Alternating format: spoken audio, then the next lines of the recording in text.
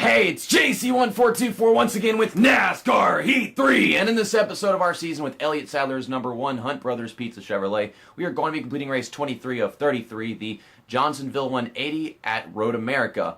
As far as I'm concerned, the playoffs have not begun yet, but we have 10 races to go. At least I think we will after we've done this race, if that's correct. In the last episode, I had to explain what happened at Bristol because we didn't get any race footage.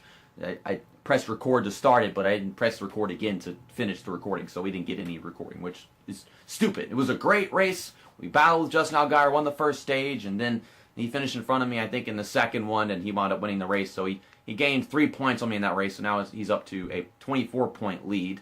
And Road America, it's a road course, so we've got a good chance. We just have to be extremely patient, only try making passes on people whenever they're close to us, and unless there's, someone around us or I can judge the track by, benchmarks and stuff, we kind of have to be very, very shy on our braking and everything because these cars ain't got downforce for shit.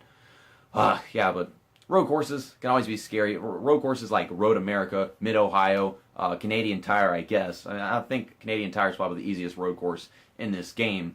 But the newer ones, it's hard to get used to them, especially whenever the cars suck at them, because then you get to Watkins Glen and what's the other one? Sonoma, and those are so easy because I've raced at them in so many different games where the cars are actually good, and you get to these and not much really changes there. You're just used to every freaking curve, and I know Road America, I know Mid-Ohio, I know Canadian Tire. It's just with these cars, it's always so indefinite, where to hit the brakes and everything, and I've always got so much to learn every single time I go there. It also doesn't help whenever it's not like Gran Turismo games where they tell you that what gear to shift down into, and it starts blinking, let you know that it's time to start slowing down and stuff. And here, you just gotta freaking guess. Using signs, logos on the walls, stuff like that. So this has been a long intro. Let's just get to qualifying. So, there's a lot of things about this track that this car does not seem to like. I'm on setup 5, so if I touch a curb coming off a corner, it likes to not stop turning, which is bad. Well, I guess I'm a little bit warmed up. I don't know about this turn, but I guess I'll just start hitting the brakes where that sidewalk comes out a little bit. That's good. I mean, that turns most often be whenever I'm surrounded by traffic because of restarts and stuff. Start hitting the brakes right about there. Could be a bit later, but I just want this lap to be okay. I want this to be a lap where I don't go off the track and I just go into a turn and it looks like it's a fine lap. Just a neat, clean, beautiful thing. Not perfect, because it's difficult to be perfect in cars like this. Hit the brakes right at that second sign last time, and this time I want to do a little bit afterwards. It wasn't bad, it's just wasn't late enough. Really just had to hit the brakes right whenever I get to this Corvette sign right here. I didn't start turning in time because it's a blind corner. I don't know where the freaking turn is. I have to guess. Just gotta try to meet the curve right there a little bit if I can. I'm underdoing everything, but as long as I'm doing it, not just missing it completely. Last time I went up the track right here, you can see my tire marks over there. It's like you hit the brakes just a little bit later and the car just drives straight. It doesn't even turn. It's weird. And right here, it's mostly just like controlling the throttle a little bit, trying to stay in the center of the track, and then you come off and you can dive towards that curb, and then you've got a perfect corner if you can just head back towards the outside without hitting the grass. There's another turn where I want to aim for that curb right there. I am just killing the grass, mowing the lawn with my pizza. That's good. Right whenever this curve ends, right at that very first sign, you're going to see it right here. That's where I like to hit the brakes right here. Could be a little bit later than that, but on worn tires, I don't know if it would be the same thing or, what the difference between AI, because I have to hit the brakes at the same time as the AI do or just not go crashing into them. Did fine in this corner. One more turn to go. The track's getting dark right here, but it ain't turning. See, you gotta hit the brakes and you have to turn. It's not like other games where you have to hit the brakes then start turning, or start turning then hit the brakes, because if the gear shifts, the car starts kicking sideways. In this one, you have to do everything at the same time, because if you don't, it's like one thing doesn't matter, one does. And I'm slowing down, but the tires are locked up and stuff because it didn't start turning in time. But it's just so hard to judge every freaking corner. There's no downforce. I can't get a feel for everything, so I have to just judge every turn by my surroundings. Daniel Hemrick is on the pole at 16th, which means we're going to be on the inside lane for the first corner because it is a right turn for turn 1. Matt Tiff starting in second. Wow, that's actually is it RCR? RCR starting on the front row? That's interesting. And where is Justin Allgaier starting? I have to wait every single time for just to turn the whole freaking thing. And then, okay, he's starting in third. Kevin Harvick fifth. Stuff. It's not giving me time to look at anything. Okay, so we're still going to be on the inside. No one in front of us got sent to the back, so that is cool. Now, I don't know our chances of winning the first stage, maybe the second stage, as long as I just keep my head in the game. Ryan Sieg's car is really fast today. I swear the game did that because it's got a contract with Lombard Bros Gaming. Because their gaming association, they're sponsoring a driver. They have to make sure that he always does pretty good. Better equipment. That guy, Ryan Sieg, if they had like the same sponsor, just better equipment, then I'm pretty sure he'd be running top 5 every race. And he's been running pretty well this season, the 2019 season, in an Xfinity. He's gotten a top 5 finish, and then he just got a top 10, I think, at ISM. So that's great. Okay, if they're getting on the brakes, me on brakes too. Ryan Sieg is having a good weekend, but let's not run him over. I'm just bashing into the guy on the outside of me because I don't really have anywhere to go. Okay, they're all getting on the brakes right here. I'm getting to the top 10 after just 2 corners. Bumping into Michael Annett. Rubbins Racing. It's a shitty excuse, but it'll work. The timing of the day, the setting has changed, so I don't think I'm going to be able to see the signs at this turn in specific anymore. No, I can't. I can't see anything, so I don't know what to do anymore. This is great. This is like the worst turn to not be able to judge how you're going to hit the brakes. Get in the... Almost like get in the grass. Get into the racing surface. This one, I've still got that Corvette sign right there. Was it a Corvette sign in NASCAR too? Oh, my bad, Coscralla. Okay. Whenever I can see the curb that I'm going to, tap the brakes at right here, I'll be fine. The next one, it's always just kind of a guessing game. They got this shadow with the tree, but I don't think that's really it. I'm serious, like, it's not about the track and it's not about the car. It's about my surroundings. That's the only way I can learn anything. Whether it's other racers, or it is, signs and logos. It sucks, but with how these cars are designed, I have no clue. But we're in 8th, so that's good. This is one of those turns where I can see the angle of it, and I know that I just got to aim for that curb on the bottom, and we'll be fine. We've got, like a lap and a half to go. Okay, wasn't looking for the signs anymore. I'm gonna die. Okay, never mind. We're good. Okay, get back on the track. I can't see a fucking thing. Screw daytime. I wish we were back in, like, morning or whatever the hell that was. It was like 11 o'clock, and now it's 2 o'clock, and everything's ruined. Okay, I'm going to send it underneath Sieg. I'm going to Sieg it. I don't know why I'm saying this crap. Okay, so we got a position back. I think we have enough to still get up to, like, 8th or 7th. But everything is ruined for me whenever I have no way of knowing when to hit the brakes.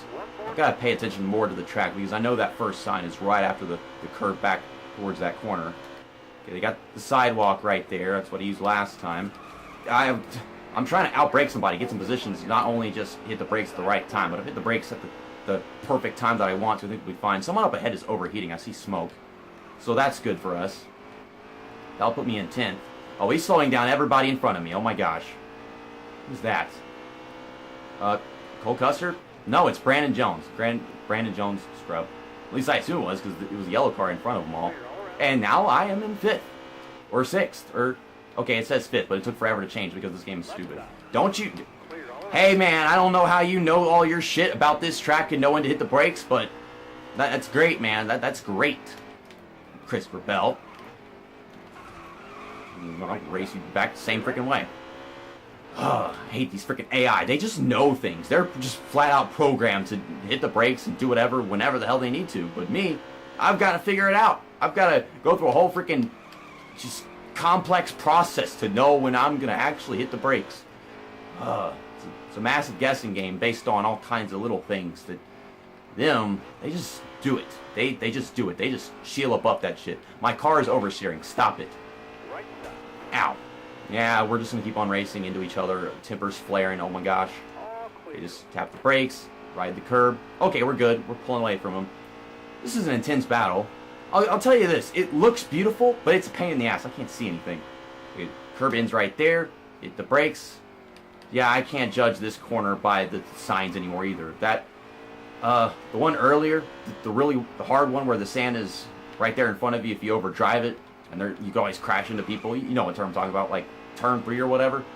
Like, I can't judge that one by the signs anymore, and I can't judge that other one right after that really fast straight section with the signs anymore. But 5th place in the first stage, that's 6 stage points. I'm pretty sure Justin Allgaier like finished 3rd or something, and doubting the possibilities of these AI passing each other. So yeah, 6 stage points, and no, Justin oh, he was one of those guys behind Brandon Jones, so no, we got more stage points than him. So I got 6, he got 3, so I just gained those 3 points back that we lost on him in the last race.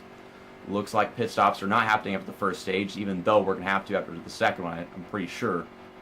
I could pit after this stage, just so that we don't have to take a pit stop for the rest of the race. That would put us like way back up front again after stage 2, but I have more worn tires than everybody going into the final stage, and plus I'd be sacrificing stage points I could get in the second stage by staying up here. So we're not going to pit, we're going to race for some stage points, and we'll take our pit stop afterward.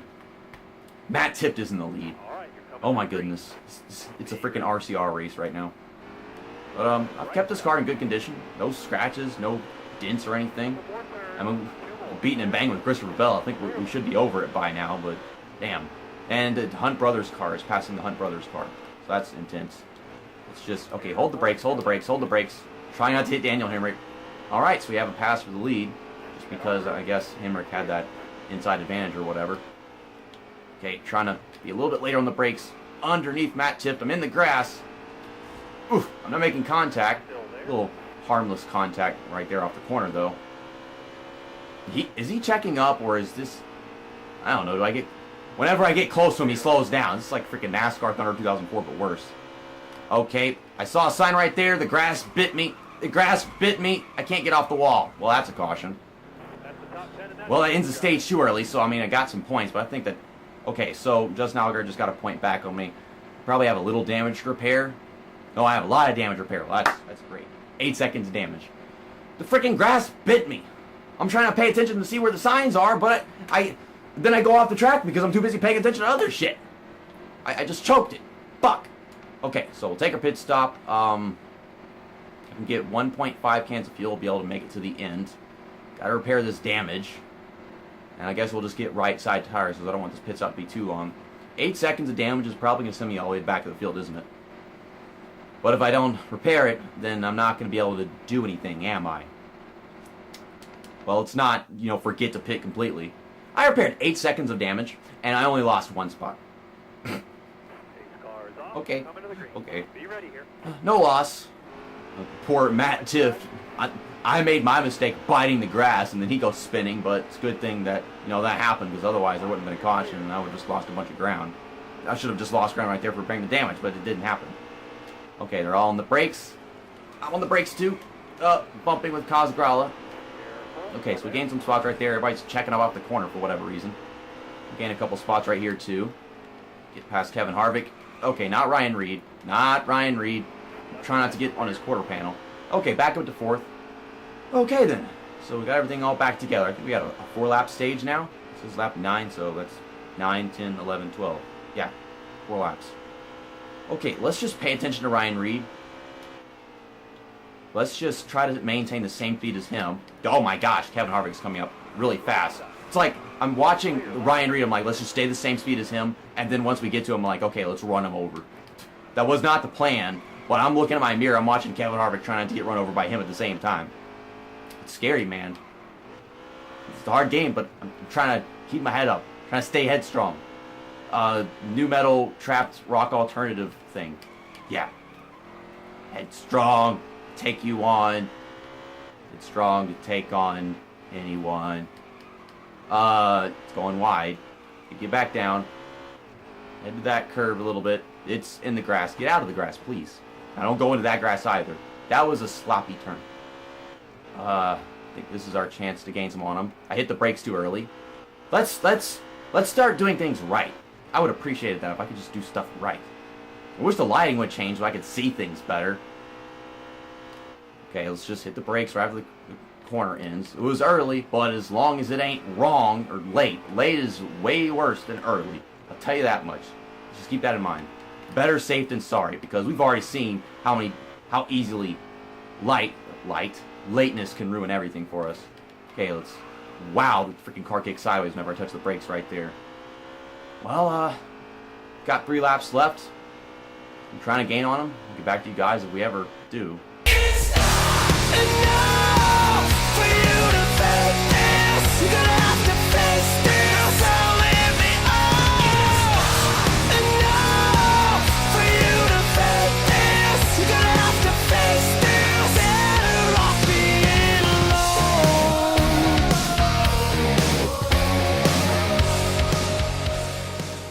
Coming down to the final 3 corners.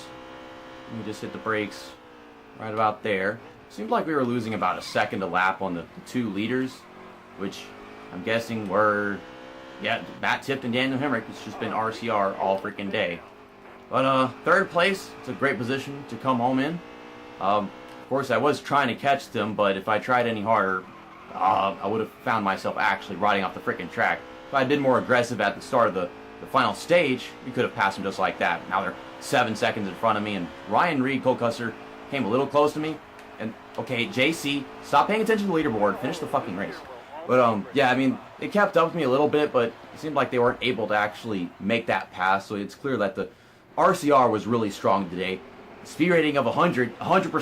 Look at that, guys. I got 100. That's amazing. 105 is better.